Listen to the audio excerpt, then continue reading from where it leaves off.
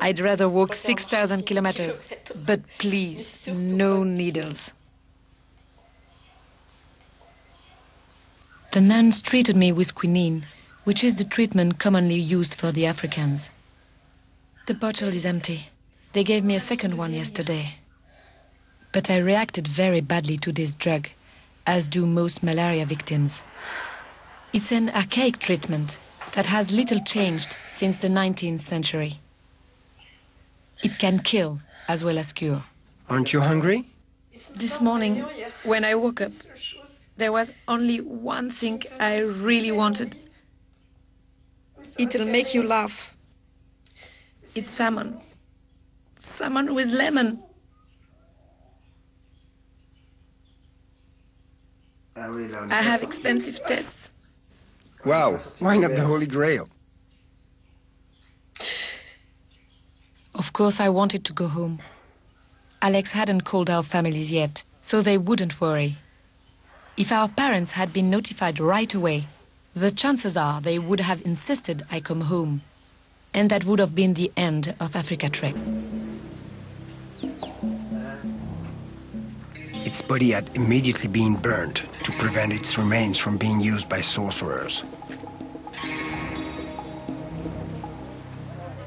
These unusual attacks were reviving old quarrels between the nomadic and settled tribes. The Wanakyusa farmers were accusing the Wasukumas and their herds of trampling their fields, thereby destroying already meager crops. This lion killed a man. Accompanied by Father Raphael Romain-Monnier, who has lived in Tanzania for 50 years, I went to see Chief Mlisho. For him, the presence of these man-eaters was not an accident.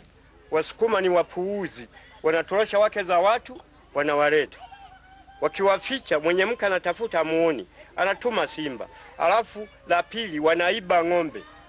Wanazificha zile ng'ombe, mwenye ng'ombe atatafuta bila kuziona. Lazima aende kwa mganga apate dawa, atume simba. Lazima anafuata kwenda kukamata Wasukuma. Mbone wenyeji wakamatu. The district head was going to call the two tribes together so that they could explain their positions and settle the conflict peacefully. But if the head of the district doesn't take the initiative, they know what they're going to do. After the corn harvest, they leave the stalks in the fields. The Wasukuma's cows will come and eat those stalks, but they'll be coated with honey. And then the cows will become unquenchably thirsty. They'll drink and drink until they die. It's a radical way of getting rid of the Wasukuma. And this year there will be lots of honey. And how do you fit in? I listen, I'm a witness, but I'm powerless. Later, Father Raphael explained to me that during the rainy season, as there is water everywhere, the antelopes cease gathering around a single water hole. With the game dispersed, the lions have trouble hunting. It's always easier for them to attack herds rather than isolated individuals. Driven by hunger, they then fall back onto the villages.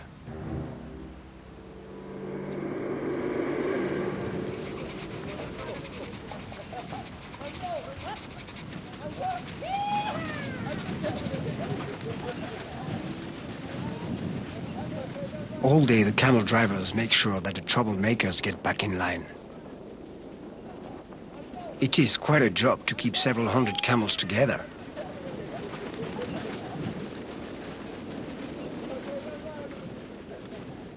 My stomach hurts a bit.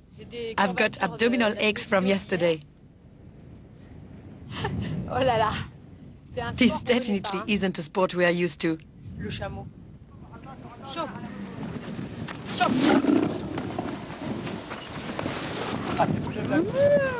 It's really like an elevator. That's an of contentment.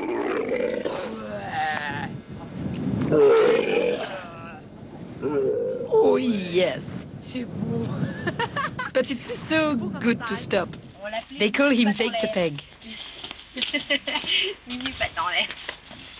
They tie their legs, otherwise, if they decide to be naughty or get frightened at night, they'll be up and off and you'll never see them again.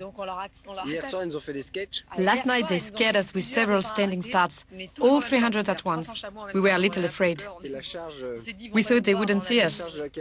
So they tie up one of their legs, thank goodness. Even with 3 legs, they still manage an incredible speed, but at least they are slower than on 4.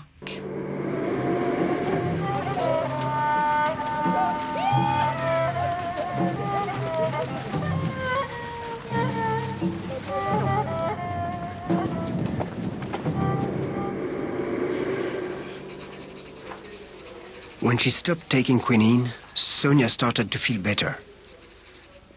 While she was resting and regaining strength, the lions continued their attacks and injured 4 other people after Joseph. In all, 9 people were killed. They hadn't seen this sort of thing for 20 years. People didn't dare go outside. The lions were roaming around the villages. They even went inside a few of the huts. But some villagers, with the help of seasoned hunters, had nonetheless managed to kill 9 lionesses. This one had been poisoned the previous day. When we stop for the night in a village and we tell people we've walked all the way from South Africa, they don't always believe us. For them, it's pretty abstract.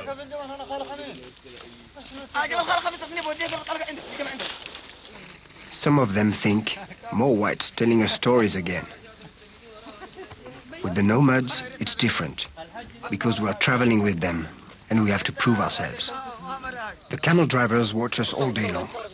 At first, they were afraid that we wouldn't be able to keep up with them, or be able to eat their food, or that we would fall off our camels. For them, whites are very different beings who need special things to live, otherwise they'll die. Bit by bit, we try to be like them, not to be a burden. We do as they do, and that's how finally they adopt us.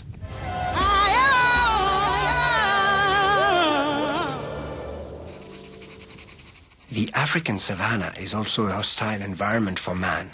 It's big cat territory, and water is scarce. But the Maasai have learned to live in complete harmony with these vast landscapes. Like the camel drivers in the desert, they live on poetry and contemplation.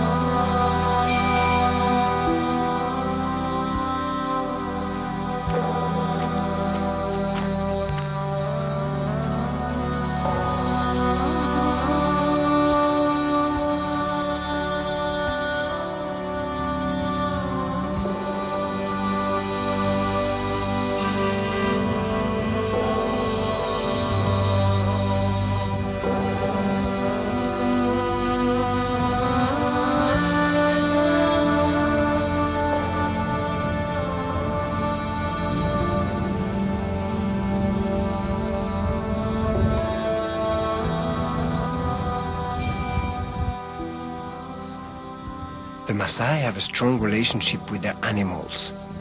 Their livestock are sacred to them and constitute their only property, their only wealth. The Maasai aren't allowed to hunt for food. They subsist mainly on curdled milk.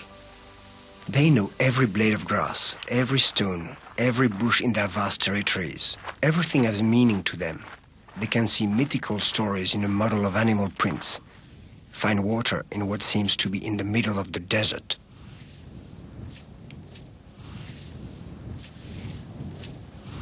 Majinzuri? Yes. Apana Magadi? It's a lovely shade of brown. Look, the wasps can smell the water.